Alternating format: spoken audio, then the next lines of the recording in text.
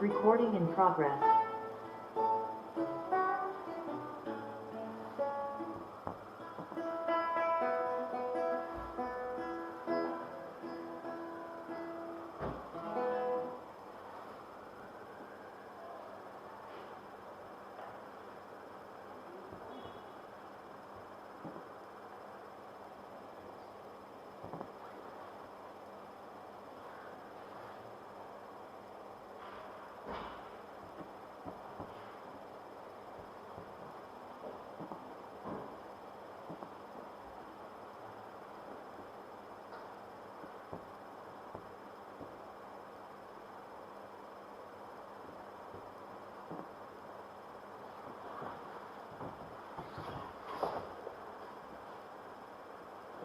Same on 7. I'm ready. Yes.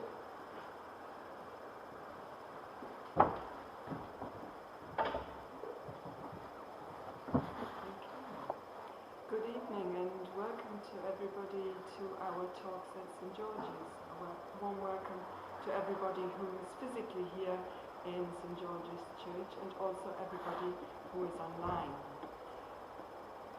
Now I'm standing in to welcome everybody because our speaker would normally do this. But of course, as the speaker tonight, it needs somebody else to introduce Rick. And we're very much looking forward to your talk on Will Kemp, Shakespeare's clown, and the connection also with this particular area in Whitechapel. But we are here at St. George's German Lutheran Church, the oldest German church building in England, a great two-star building that is probably one of 2 or 3 visible symbols of the once great German community that was thriving in this area for a very long time. Now, but before we carry on, just a few housekeeping things. We're not expecting any sort of fire alarm, so if there is a fire, and hopefully that will not happen, we have 2 exits on either side of the aisles, and we also have a side entrance where we just have to go through the vestry. If anybody needs toilets,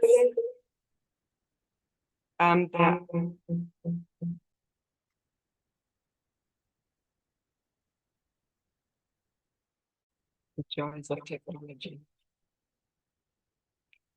Toilets are at the back. Sorry. It's okay.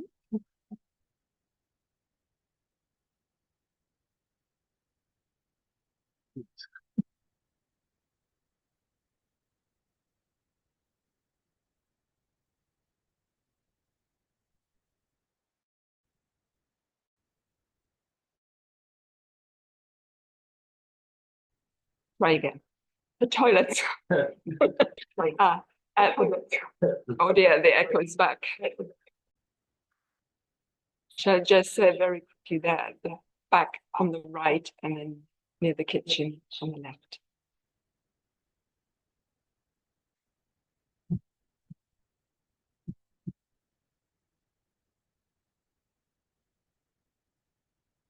Should I try again? No? Echo's back. Okay, and the final point is at the end of our talk, you're very welcome to stay with us and we'll meet in the room at the back for refreshments. And so without further ado, can I ask Rick to tell us about Will Kemp? Thank you very much, Aneta. We can't do it with this echo. Okay. Done? Yes. I just went to check to see if the speaker was picking up, right? Because here I couldn't really hear anything. Oh, turn the microphone on, I see. Well, you missed all of Annette's wonderful introduction. Thank you very much, Annette, for introducing. Now, as Annette said, this is about William Shakespeare's clown. Next week is William Shakespeare's birthday. This is a Shakespearean time of year. The clown was Will Kemp.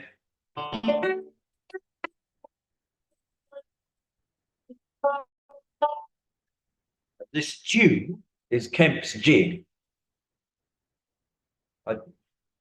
There's so many screens here, but not everyone. Probably very good view from the people at home. But well, here we are. Kemp's jig.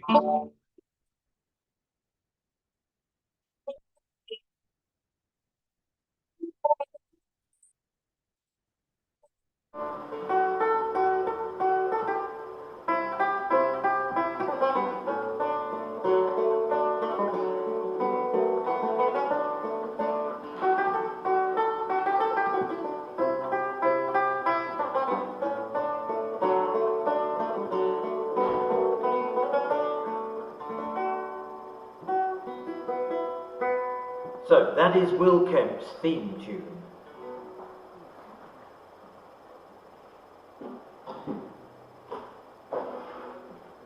Will Kemp danced to that tune all the way from London to Norwich in the year 1599, 1600.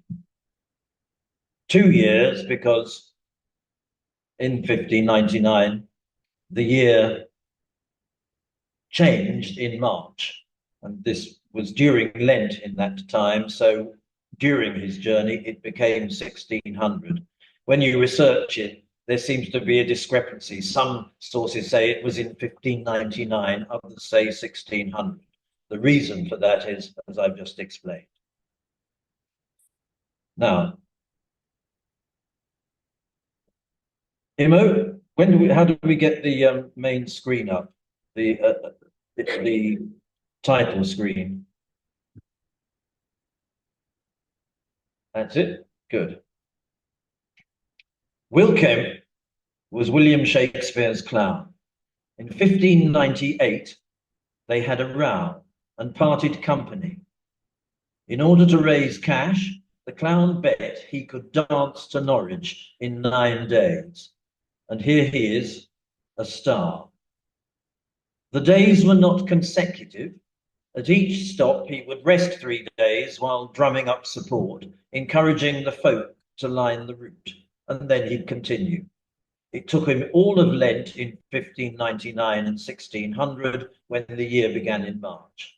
He danced to Romford, then to Brentwood, on to Chelmsford, then to Braintree and Long Melford, which was halfway, Bury St Edmunds, a city, Thetford, tiny Hingham, and at last, 425 Easters ago, to Norwich and a hero's welcome. I attended Norwich University and learned the story of the 9 days wonder as a student. Opportunity to do what Kemp had done arrived in 2015 with commemorations of the death of Kemp's boss.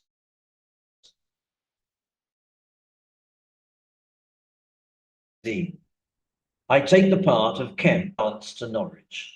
Illustrations for this talk will show me in 2 costumes. Red.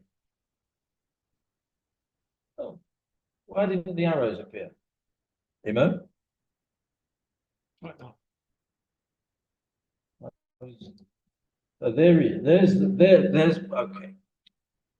The tech, honestly, really, never mind. So Romford, Brentford, Chelmsford, Braintree, Long Melford, Bury St Edmunds, Thetford, Hingham, Norwich. Will Kemp, I'm here. So I'm going to be wearing 2 costumes in this. Red for when I did the dance for real, my beard the growth of 9 days on the road, and grey for the reverse in one day with the cameraman, the beard shaved off in stages to suggest the passing time. The costume is the National Theatre's, the merry jangle cap and lute are mine. I don't know if I should explain that any clearer. In other words, I did the dance properly over a period of 9 days, during which time I grew a beard, and then with a photographer for the magazine, did it backwards, all in one day, shaving off my 9 days of beard in stages so that it looked, I was clean shaven when I got to back to Norwich again, back to London. So here, you see, that's actually the end of the journey with the beard shaven off. Anyway. So from this point, as Will Kemp, I'll adopt a present tense first person narrative and hope it won't confuse you, the audience. I write of my adventure in a book, The 9 Days' Wonder, which will serve as proof to doubters and to those who run the bet. I dedicate it to the Mistress Fitton, maid of honour to Elizabeth. I beg her to imagine the dawn scene, the hour about 7, gloomy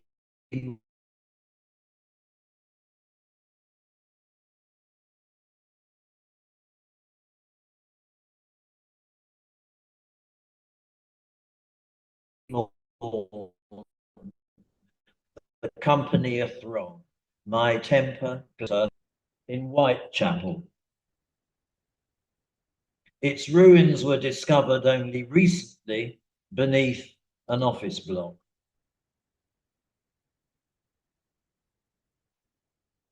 The ghosts of women linked to it are in the windows of the ground floor, now as a memorial.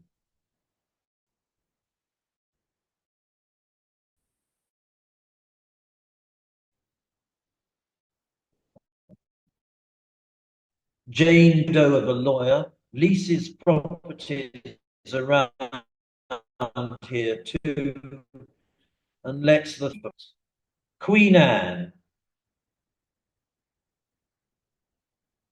King James's Danish wife, who is the patron of the acting troupe employing me. She played and danced in masks at court and took an active interest in her troupe. The Boar's Head was a courtyard venue first, but later someone built a proper playhouse, small with tiring rooms for costume changes. My best show, A Knack to Know a Knave, permitted me to improvise. It's maybe over that I fell out with Shakespeare. Did I overstep the mark, perhaps? Allow me to describe my clowning life. So I'll give you a little CV in here, but there you can see A Knack to Know a Knave, Will Kemp, just below that in italics, his applauded merriments. Those were his improvisations.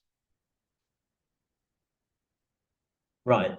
I'm born in 1560 down in Kent. I joined the Earl of Leicester's company in 1575 when I'm 15. The Earl of Leicester is the only suitor that Elizabeth took seriously. His name is Robert Dudley. Both his dad and brother had been executed by Queen Mary, he as well, almost. He takes death lightly after that. It's thought he has his wife killed for the chance of marriage with Elizabeth. His life is full of plots, both real and theatrical. He loves the theatre and keeps a whole ensemble in his pay. Musicians, actors, costume makers, carpenters, the lot. His actors stage 3 weeks of entertainment for Her Majesty at Kenilworth in Warwickshire, with several shows around and in the lake. And I, Will Kemp, am there. And maybe Shakespeare, age 11, as his birthplace is just half an hour by coach. In 1585, aged 25, I'm paid 10 shillings by the Leicester Company, which isn't riches, but a tidy sum. It's in the Earl's accounts. One could say I have risen to be best of Leicester's jesters. Elizabeth sends Leicester off to fight the Spaniards in the Spanish Netherlands. He takes his players with him, as one does. And I'm a very big success on tour, especially with the foreigners, because my act is largely mine and language free, a Mr. Bean, perhaps, of Tudor times.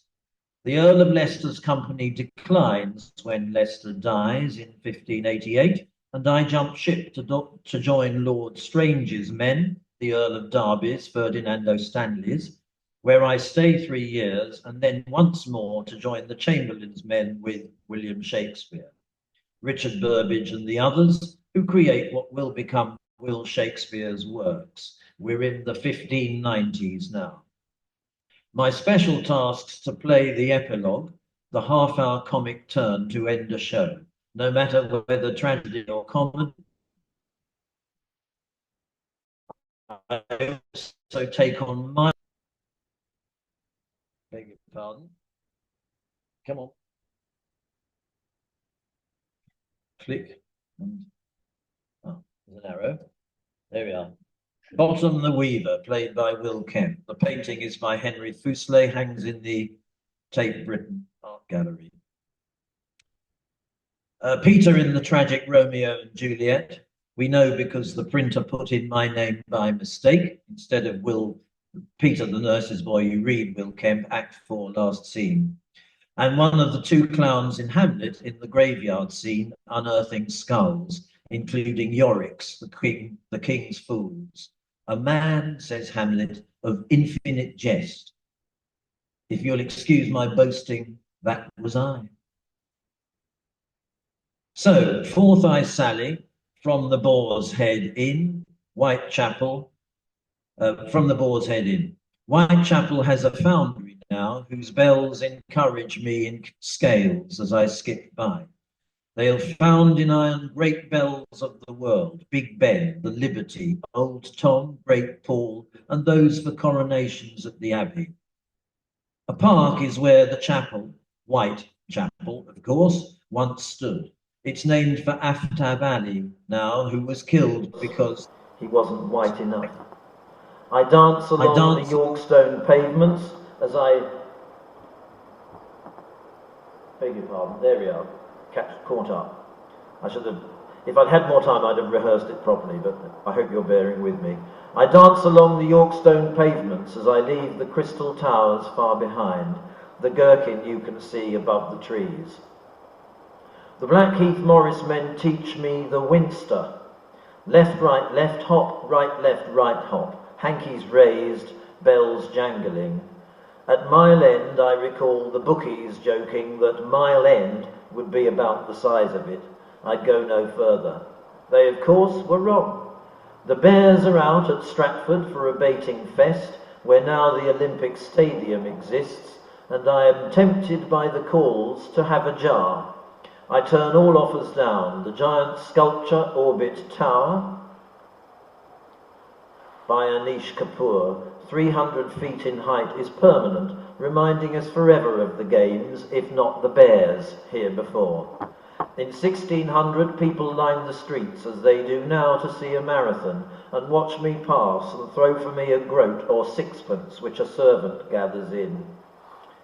At Ilford, I jig by a building that has stood 900 years, the hospital chapel erected in King Stephen's reign, a courtyard, antique homesteads and a church.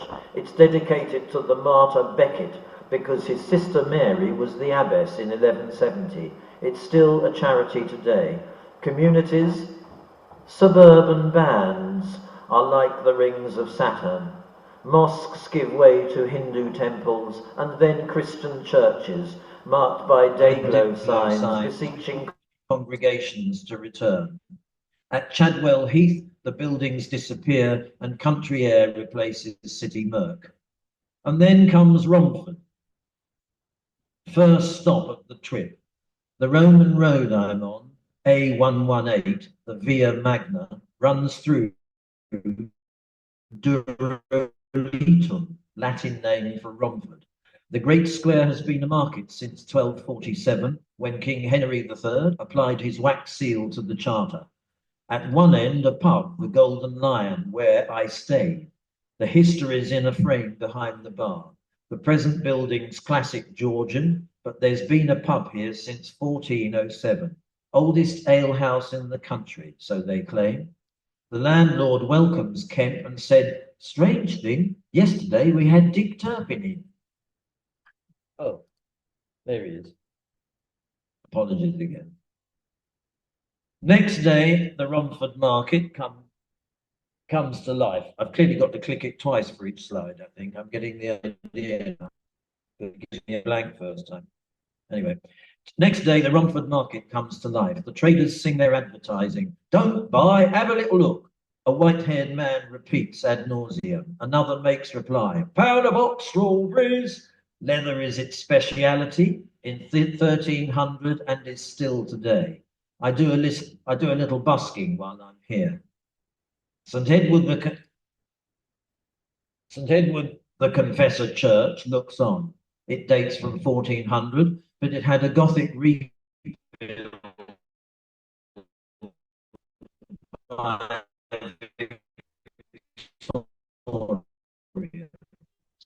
A tunnel runs beneath them to St. Ed's in a tunnel, but I play a duo with a tramp.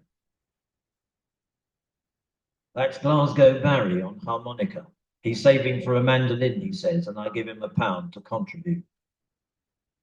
The underpass comes out in Tabor Court, where every house is in mock Tudor style, that witty 1930s architecture fit for whole suburban housing schemes. I'm mock Elizabethan too, I think. The retail park is guarded by a troop of Rome's centurions in silhouette. A David Gerstein sculpture with a poem written on the plinth, Abhor the curb. The poet Mario Petrucci writes, and I am on a dead straight Roman road. At Gallows Corner, there has been a crash. Oh, where's he going?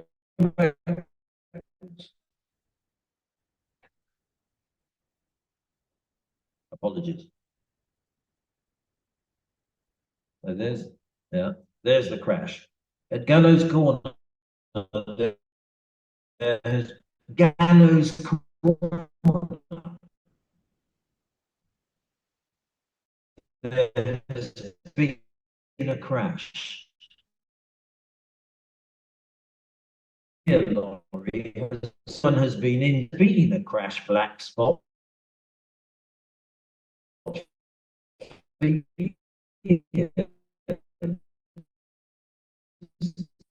Another irony given its name, Gallows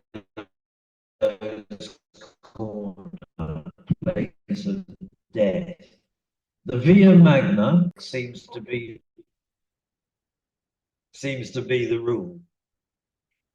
Hang on a second. It's all right. Yeah.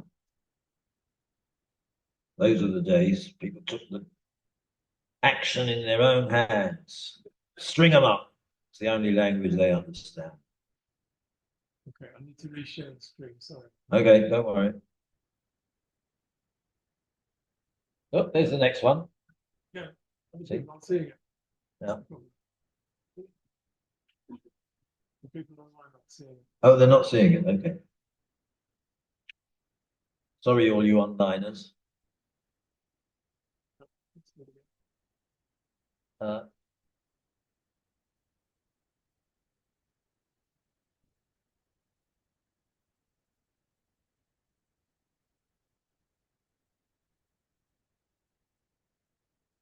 Right, I hope we're back on screen. So we're back on Brentwood, reduce your speed.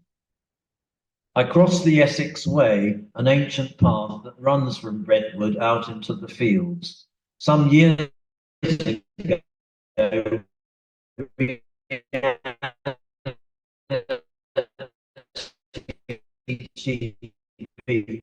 produced the only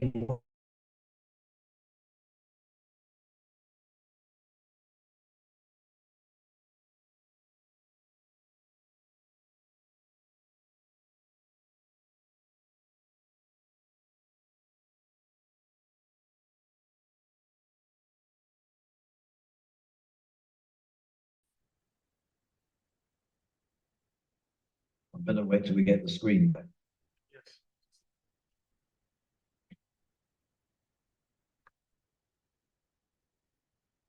We lost the connection, okay? Ah. So everyone, so you mean everyone online has gone AWOL? So that's the obelisk and the inscription on the plinth, William Hunter. 1861 though the date, and for the reason I gave. Roman Catholicism became quite fashionable again once in the Victorian period, you may know. And here's the cathedral. I think it might have been back a screen for the cathedral. I don't know if we can go back. Yes. The cathedral is a Gothic, there, that's it. Brentwood Cathedral. So the cathedral is a Gothic church made classical in 1991 by Quinlan Terry architect, the leading modern classicist. So that's 1991 building, classical columns, pediment, etc., which is built around the ancient Gothic church in the middle. The king is a fan, Charles III, of Quinlan Terry, because he's very conservative, of course. He builds like Greeks in stone, with Doric columns,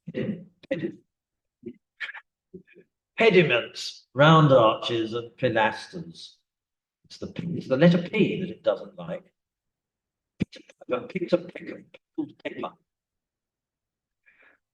I make a special trip to Ingatstone. So there's Ingatstone. Invited by Lord Peter, whose ancestors built the hall in Tudor times. Now it's going backwards again. There we are. So this is Ingatstone Hall. It's not on Kemp's official itinerary. He made a divergence to go to this one. Invited by Lord Peter, whose ancestors built the hall in Tudor times. The clock above the entrance arch displays a motto, Sans Dieu rien, you can't quite see it, in French, because French was still the language of the aristocracy in 1600.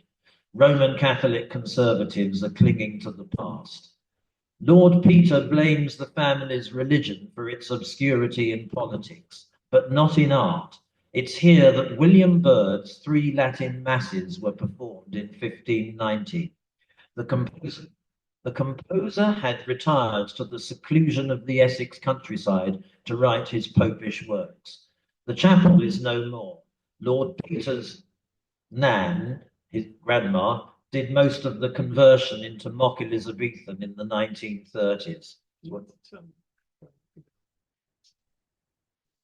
It's only the letter P, but okay, I'll try and soften my P. The chapel is no more. Lord Peter's nan did most of the conversion into mock Elizabethan in the 1930s. 2 priest holes are still there, though Peter doubts they ever hid a requisite. There is a niche in one which might have housed the sacraments. The long room, and actually that is the long room, has the portraits of the ancestors back to Kemp's time, with several in baronial attire. Kemp gives no details of his visit here. He does say back at Brentwood, local guards had caught a pair of pockets among his entourage, of whom he had no knowledge. In the theatre, Kemp writes, a thief caught pilfering is tethered to a post upon the stage for audiences to jeer at and abuse. They should adopt that again nowadays, I think. Anyone who takes their mobile phone out during a performance, stick them on the stage and laugh at them.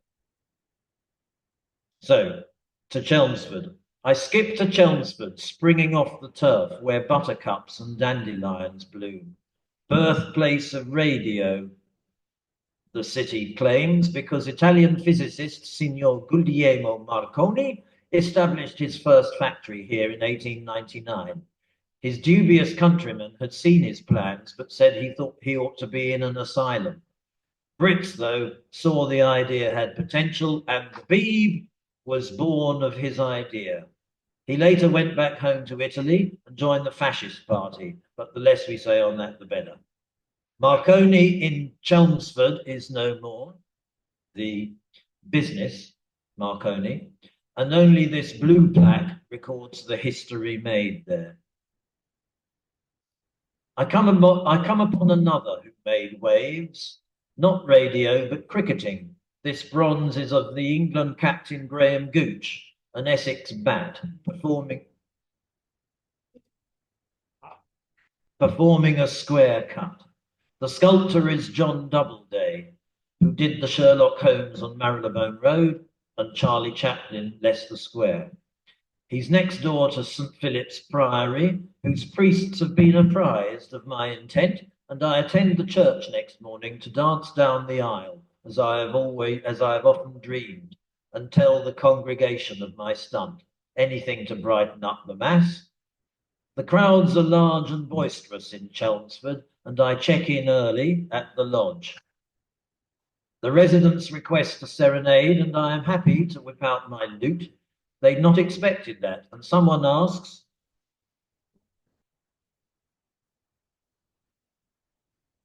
there's St. Philip's Priory, Travelodge, there we are. Those are the guests. And someone asks if I am drunk. But I have never been more sober after having danced 4 leagues. I leave the company to see the town. A statue of the judge, Sir Nicholas Tyndall, stands upon a massive white stone plinth beside the River Chelmer's humpbacked bridge. He was the greatest of a line of judges born and bred in Chelmsford, and he won the famous case of Caroline of Brunswick against the king, her husband, whose contempt for her made him unpopular at home. He had accused her of adultery. A certain leniency featured in the Tyndall judgments, and he coined the phrase, "not guilty by reason of insanity." I look for sustenance and find a bar selling fish and chips. The Chinese sales assistant asks, "Sore finger?" And I laugh at this attempt at salt and vinegar.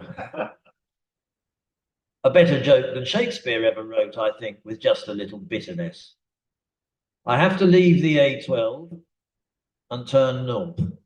So seek advice from passers-by who say the best way is to go back and get a bus. Ignoring this unhelpful tip, I find the route. Okay. We're sort of dotting about a bit, but anyway, I find the route. I dance to Broomfield with its round tower church, denoting Anglo-Saxon origins. Here someone, a detectorist, in 1888 detected 7th century weapons, jewels and coins, which as the Broomfield hoard are shared between the British and the Chelmsford museums. In the British Museum, they're near the Sutton Hoo display, Sutton Hoo. And then I pass the Broomfield Hospital. Hello, Broomfield. There I am. Look, see, the beard's coming on already. I'm 3 or 4 days in. Right. Then I pass the Broomfield Hospital, built in the 1930s for TB, with lengthy wings to catch salubrious sun, a revolutionary architecture then, which still looks modernist today.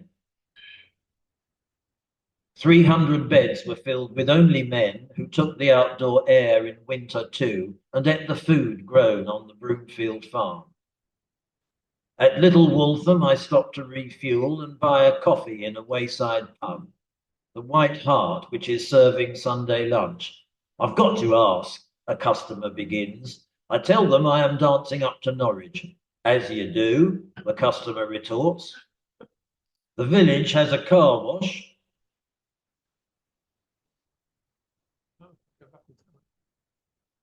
There we are. The village has a car wash, which is staffed by several hoodie-clad Albanians who let me wield a jet spray for a snap. A vision of Till Eulenspiegel comes to mind, the German merry prankster who was a clown. It's good to see a clinic just for feet. My plates of meat are really feeling old. The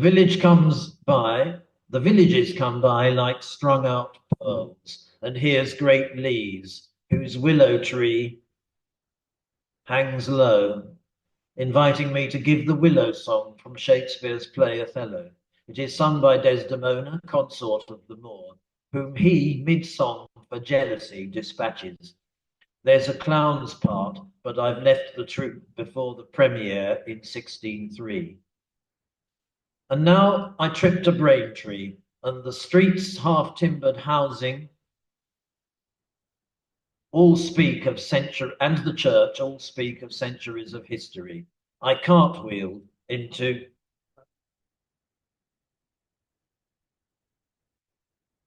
Bradford Street, the oldest street in Essex and third oldest in the country. The White Hart welcomes me and has a room. The landlord says it's likely I stayed here 400 years ago, although there's been a rebuild obviously since Tudor times. The tiles above the entrance with the deer are 20th century, but the name goes back to King Richard II, as you know. The town became a centre of the wool trade in East Anglia, and in the plague in 1665, a third of Braintree residents succumbed. The landlord says it's also possible I occupied the Swan. Oh.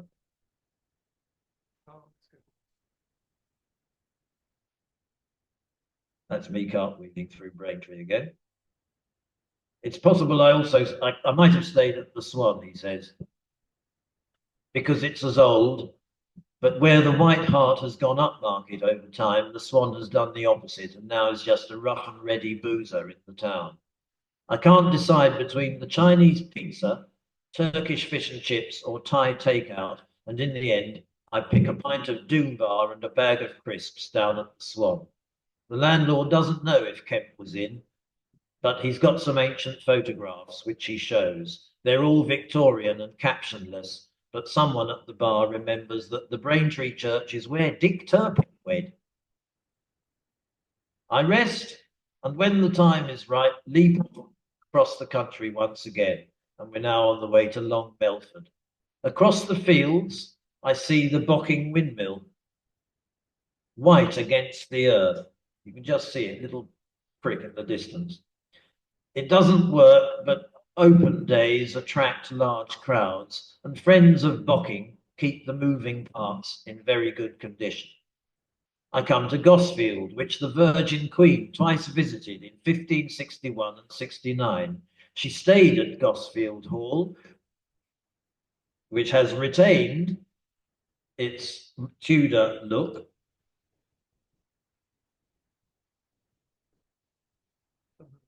There we are. So there's Gosfield. Oh, now I've gone back again. Very odd. I'm trying to show this. There's Gosfield. She stayed at Gosfield Hall. There it is, which has retained its Tudor look, although it has another wing which looks like this. Oh, come on. Don't mess me around.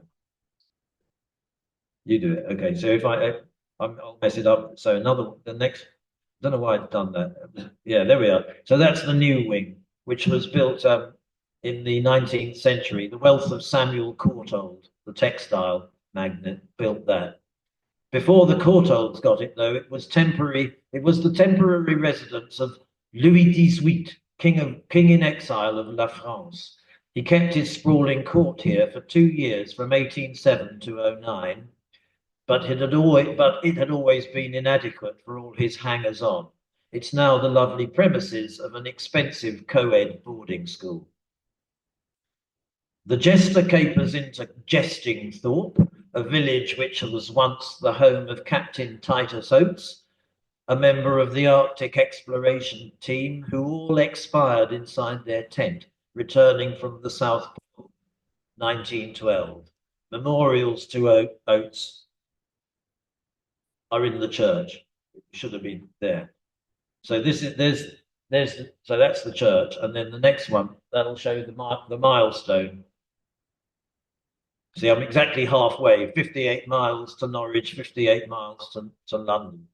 Although if you add them up, that only makes 106, and the mileage to Norwich is 108.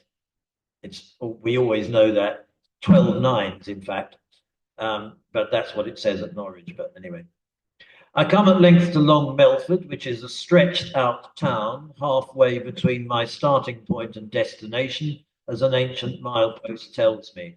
20 antique outlets line the street before I reach the Bull. There's the Bull. There's the Bull. The wonky beams attest to its great age, and in the evening I am asked to play and choose the Lacrimate Fan by Dowland, music that was written when the beams I play beneath were new. So, to Bury St. Edmunds, I breakfast with a sales rep. Okay, that's the next one. I breakfast with a sales rep who accosts me with, "I'm sorry, but I've got to ask," and envies my adventure when I tell him. He apologizes for his boring job before concluding his full English with a Danish pastry. Naughty, he admits, but what the heck? That's probably what Hamlet had for breakfast, we agree, as it's a Danish pastry. Outside in the sun, a van is parked with BBC along the side. I skip across the road to meet Luke Deal, who's raising through the roof a 30-foot transmitter. We are live on Suffolk radio. Exuding cheesy bonhomie against my deadpan tone, he plays the clown and splutters, "Hang on, wait for me," through the crunching gravel on the hotel's forecourt. In the foyer, posters welcome us to Constable country. Not a mile away is Flatford Mill, and I now dance through oil on canvas landscapes, full of galliards, if not pavans. I come to Kentwell Hall, a Tudor mansion with a mile-long drive. I cross a moat and meet the owner, Judith Phillips, who says, "I like people who do nutty things," and has me play in her baronial hall and from the minstrel's gallery, and outside, where I leap so high. So there's the baronial, that's the minstrel's gallery, and then outside, where I leap so high, I seem to be clearing the house. This was I spent about 3/4 of an hour leaping up and down for the photographer, who lay on his back on the ground in front of me and he was never satisfied. He kept saying, "Do it again, do it again. This is the money shot," he said. And it has been a very successful piece. I've used it quite often. So I leap so high, I seem to clear that. They specialise, this is Kentwell Hall, each year in dressing up and reenacting the events of a specific date for schools. And well, would you know, it's 1600 and Will Kemp vaults by. I leave the hall refreshed and bound along the soft green banks of the A134. The traffic passes by at speed and sometimes people hoot their horn. I wave my rags, a siren sounds, and very soon a police car halts in front of me. So that's me on the A134, and there we are, see? The police car halts in front of me, 2 officers climb out. "Do you mind if we have a word with you, sir?" One patrolman asks. "Not at all," I say, all innocence. "About what?" "Perhaps you'd start by telling us exactly what you're up to." I explain myself, the bet, the row, the 9-day dance. "I see, sir," says the cop. "It's just that there was a report that we have someone dancing in the road. We thought you'd be a patient in a gown escaped from hospital. But it is clear you are a person reasonably intelligent who knows what he is doing." The report, though, made no mention of the costume, strangely. "Sir, which makes the story fit now that you've told us. We would like to warn you, though, this road can be quite dangerous. You know the basic safety code. Walk on the right, wear something visible. Maybe take your name and address. You've never been in trouble with the law before, have you, sir? Any criminal record?" I think for half a second of the milligram of cannabis that once was found on me, decide to take the risk and answer no. The cop rings through to some police department. 59 years old, from London, bright. The second officer then whispers to me, when my colleague says you're bright, sir, he's referring to your costume, not IQ. The constables agree to have a picture, then depart, while I skip on along the busy road to Bury St Edmunds, which is a jewel in the crown of Suffolk. Constable country indeed, I muse. At Bury St Edmunds, I arrive as schools are coming out and children shout, "A clown!" An opportunity occurs to me. Security in high vis at St Edmunds RC Primary is nervous, but the jester seems in keeping with the school, and pupils are already beaming and exclaiming, "Hey, look, there's a clown." So I've no difficulty getting to reception.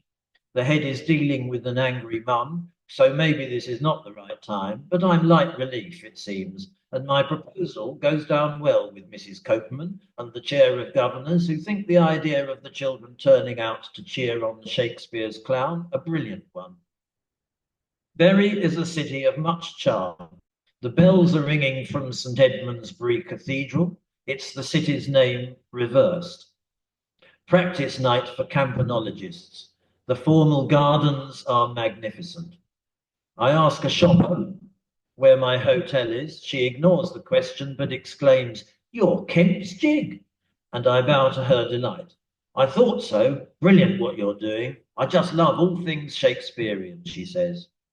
The hotel's the Old Cannon Brewery. The landlord is expecting me because the BBC has rung about another interview, and in my room he's put a complimentary lager on the desk. The clientele are connoisseurs of beer. The hotel brews its own and has the mash tuns gleaming in the bar. A room with phone is set aside, and Mark on national radio is cooler than his jovial colleague Luke on local, though he's nervous at my anecdote about the cops. Was I about to tell him something criminal? I drink a pint of Cannon as we talk, and later on the landlord's freebie too. I wake at 3. The room is full of fumes, but whether they're from me or from the empty bottle, I'm unable to decide. To Thetford. The weather's grey, and some say there'll be rain. I eat smoked salmon for a change behind a couple sitting side by side with their respective newspapers before the window. Oh, is it the law? Tell him I'm not here.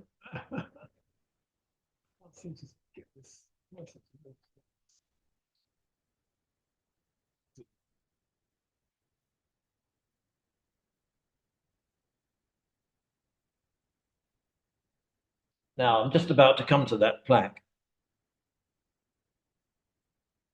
That's it. That's where we need to be. You can see the word Humphrey Plantagenet there. I'm going to tell you that little story about Duke Humphrey. Oh. No, sorry. Are they in? I'm trying to get to that admit, but I can't seem to see. I see it's 10 to 8, and we're third stop from the end, so it'll be a little after 8 when I conclude. As soon as I'm ready to go onto that screen, I can't see it. Well, the person trying to get in. I'm going to have to stop sharing for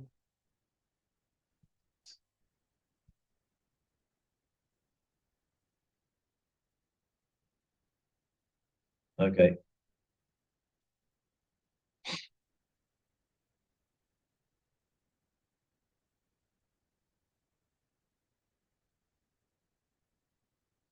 All right.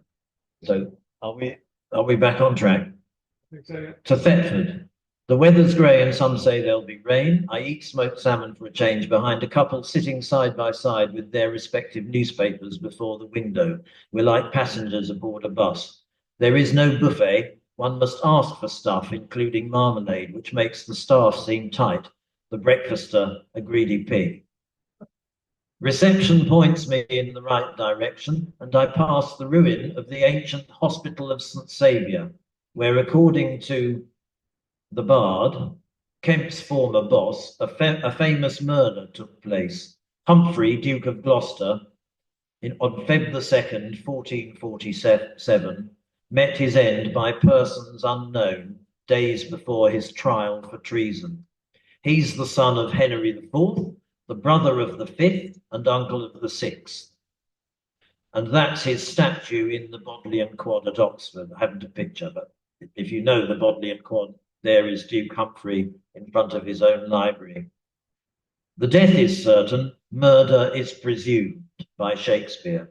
The play Henry VI, Part 2, is subtitled The Death of Duke Humphrey in the folio of 1623. He's that important a figure and in the story. The rain falls and the road A134 becomes a danger with pantechnicons at 60 miles an hour, windscreen wipers hampering their visibility, while tight diverges overhung with brambles. So I cut across the fields to Timworth and a little further Ampton, where I hope to find the Icknield Way. I come to a dilapidated townhouse with a plaque to Reverend E.R. Benyon, 19th century, tall, bewhiskered, Cambridge-educated rector of 3 parishes, including Timworth, netting him £1,000 per annum in the 1870s. He could do well as a priest back then. The vicarage was Culford Hall, and he was also lord of the manor with a farm 12,000 acres wide. His London home was Portman Square, and that is where he died, aged 81 in 1883. The Bury Post in his obituary said he was an upright, generous, hospitable, kind-hearted English country gentleman, keen sportsman almost to the last, good farmer, practical and with a thorough knowledge of the management of landed property. He was, the paper said, distinguished by his perfect good taste and a diffident, retiring disposition, causing him to shrink from taking part in public life as his position and capacities entitled him. So he didn't do perhaps what he might have done in leading and taking a position in society. The situation is remote, and I'm obliged to follow tractor tracks. A yard presents itself, a car is parked, a woman through a window sees me and cries, "Oh my goodness." If this were a film, one might expect a horror to unfold. The isolated farm, the unsuspecting woman all alone, a psycho in a jester's costume. These ideas have not occurred to her as she, all innocence, comes to the door. She's middle class, home counties accent. It's a popular escape among the educated to buy up the countryside, reside in backwaters, and introduce their kids to forests, fields, and few, if any, neighbours. "Excuse my appearance," I say, conscious of my weird attire. She laughs. I tell her how I've parted company with the A134 and ask her how I might get back on course. Yes, she says, there is a way through, and directs me to a barrier along the outskirts of a forest, past a brick-built storage structure and a dwindling pine plantation, out of place, like me in Suffolk. 6 months of the year, the track is free of cars and motorbikes, except for access. Will traffic queues appear on May the 1st, I wonder? What's the reason? She's unable to say. The hunting season? Nature's holiday? I want to ask more questions of the woman, but content myself with asking for the name of this locale. It's Culford Heath, she says. Ah, yes, of course, the Reverend Benyon's parish. The meteorologist's predictions prove correct, and in the afternoon, the sun comes out. I try to follow marker posts, but they're confusing, and my instinct plus the shadow of the sun are just as helpful. Private roads forbid my trespass. Sounds of large machines through trees, an installation glimpsed, and lorries driving hither, thither, and thither make the countryside seem sinister. The track emerges on the A134, and I'm nearly at my destination. I take a selfie in the no man's land between signs welcoming those travelling south into Suffolk and north into Norfolk. I'm the latter. I resume my dancing for the motorists whose hooting thumbs up gestures, waves and smiles alleviate the journey.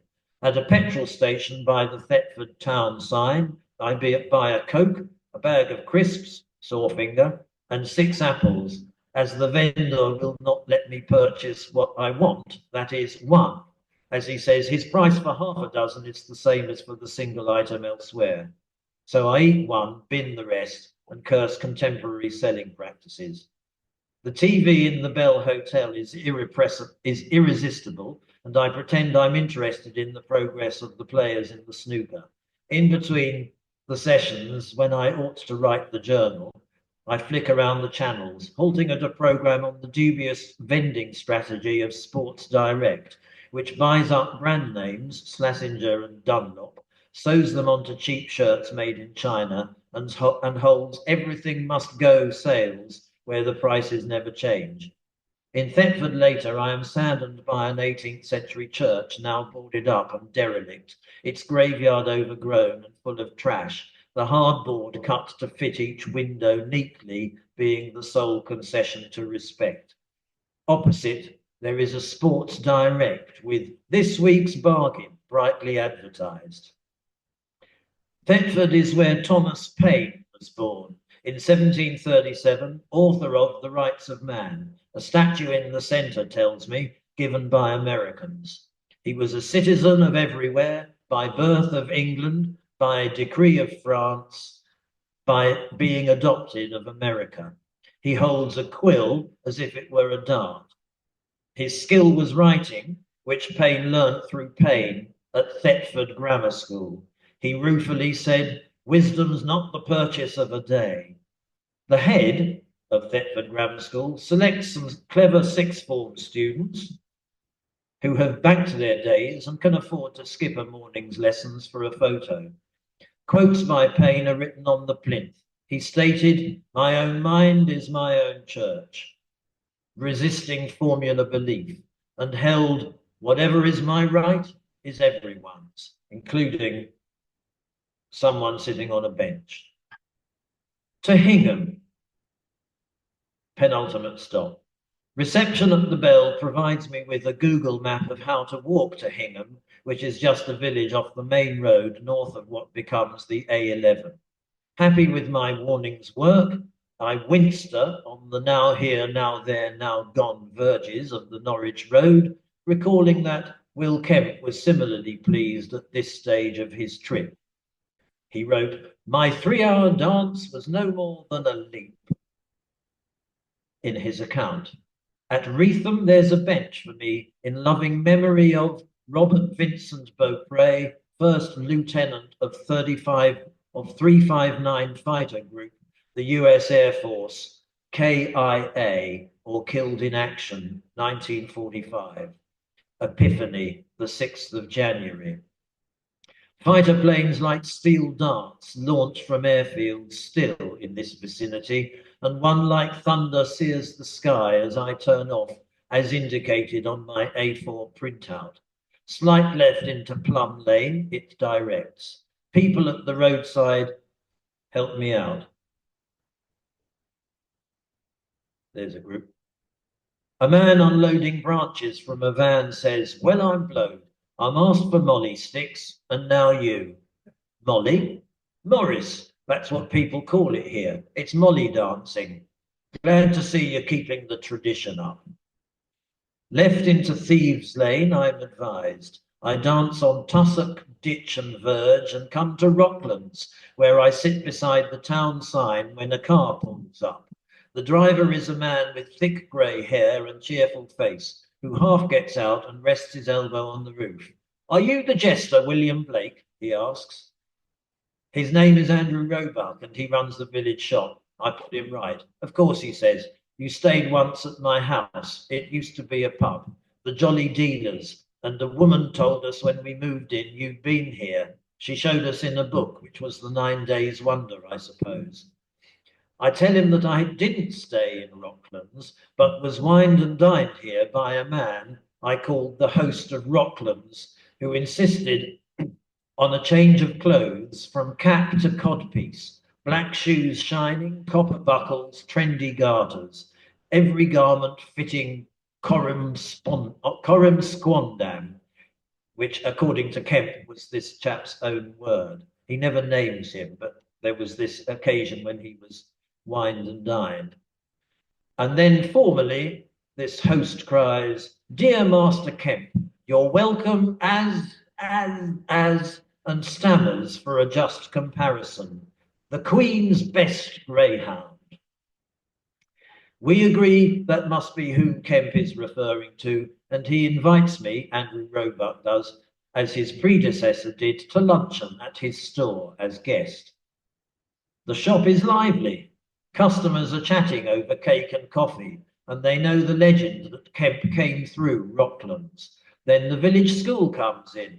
I play Kemp's jig, and everyone comes out to cheer me off. There's the whole village school there. They got the morning off lessons. Hooray! And they cheer me down the road. Beautiful sunshine. The last piece of the jigsaw is a horse, as Kemp rode into Norwich incognito first, to put the word about that he was coming, and then re-entered dancing 3 days later to the crowds in pomp and ceremony. Roebuck knows a riding school, his daughter's, whose instructor introduces me to Oscar, 31 years old, a stallion, who's as old as I am in horse years. He poses smirking for the photograph. I saddle up and take the reins, and Oscar bristles through his mane, his ear alert. He senses an adventure. I'm an Irish jumper, Oscar whinnies through his bit. His owner begs to differ. Was a jumper, she corrects. I don't like people over 10 stone on him. It's a good job you're not going far. We can pretend, of course. To Norwich! Oscar, giddy up, let's go. He looks a little disappointed as the rain begins to fall. What sort of clown is this upon my back? Sod Norwich, I'm off home, he neighs, and backs into a field. My equestrian facility's not up to it, and Oscar shows his backside at the camera. How do you like my bells, he asks.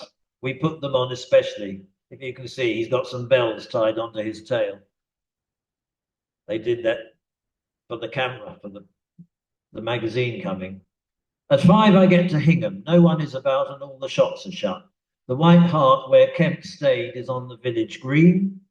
I buy a pint and ask the manager about accommodation. Sorry, sir, he says, we don't do that. But what about the sign outside? That says you do. You're right, sir. I agree it's odd, and certainly we used to, but not now. I ask him why they don't remove the sign. Because, sir, we're a listed building and we're not allowed to. Customers suggest I get a bed a little further down the road at Watton. The Hare and Billet does the job, and though it's not where Kemp stayed, I've a room. The landlady, an Irish woman, Mary, says she has a party of the Watton Rotary to come. I give a little cabaret, rehearse the anecdotes, and win a pint of Ruddles County for my pains. And finally to Norwich. I dance the final miles to Norwich, a fine city. The local Morris troop, Kemp's men, are ready at St. Stephen's Gate to hold the rush hour traffic up with me.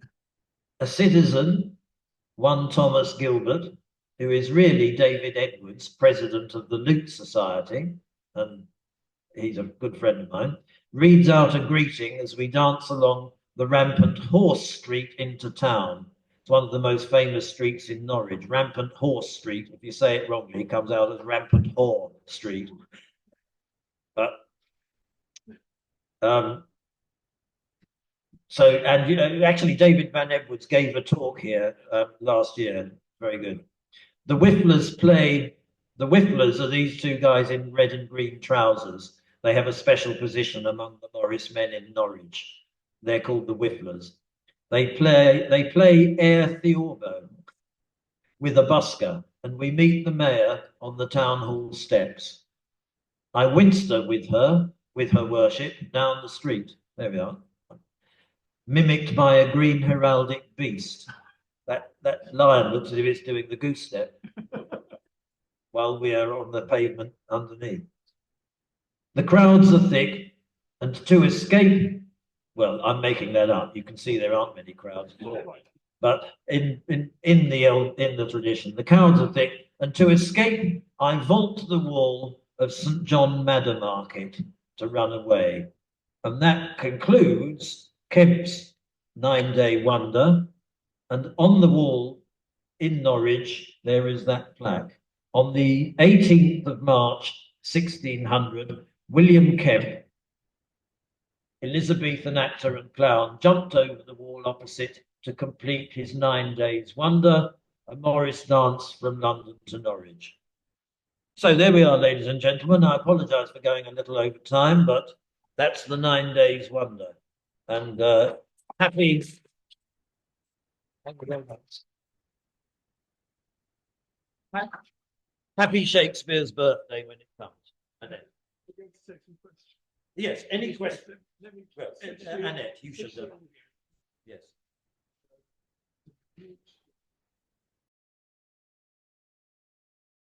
We won't get any feedback. Let's see how it works. And I'm trying to avoid all P's. Thank you very much indeed, Rick, for a very interesting and most of all very entertaining talk. Thank you. Very much appreciated and enjoyed it. Thank you. Are there any questions? Good.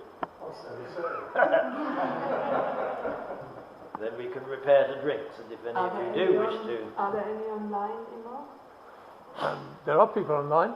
Questions? If anyone online would like to ask a question, please just unmute yourself. Kerry just says, what a wonderful talk. I loved it. Oh, thank you. Thank you, Kerry. Well, thank you all for coming this evening on this rather drizzly evening. It's nice to see a few of you here. And please join us for a glass of wine and a piece of cake, I think, at the back of the church. Next talk. Sorry? Next talk. Oh, and Annetta, you can, yes. Next yes. talk. So thank you again very much, Rick. Yes. And also I think a big thank you to Imo as well Yes. for all the hard work with the technology. Yeah, thank you. It mostly works. Our talk next month is an interview, and we've got Jo Catlin coming, and she is the translator of Sebald, and she will be interviewed by Rick about her book Secret Catastrophes. So she's the translator of Sebald, and so we'll be talking about some of her work as a translator. So we look forward to seeing you next month, and there are refreshments, wine, juice, cake in the Metzholzimmer. So we look forward to seeing you there, and you can probably ask some more questions of Rick. Thank you all very much. Yeah.